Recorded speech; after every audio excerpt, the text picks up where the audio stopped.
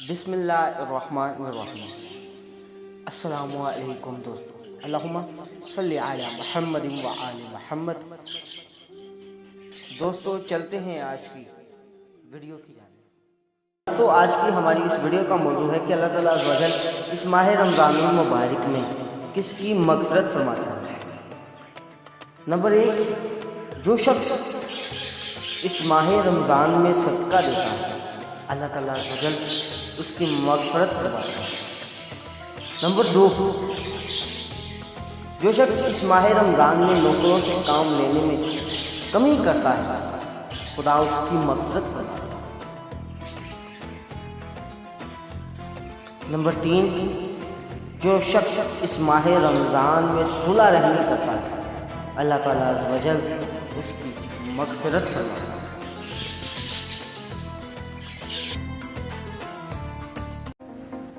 तमाम देखने वालों से गुजारिश है, अगर आपको ये वीडियो अच्छी लगी तो बराए मेहरबानी इस चैनल को सब्सक्राइब करें, इस वीडियो को लाइक करें, शेयर करें और कमेंट करें।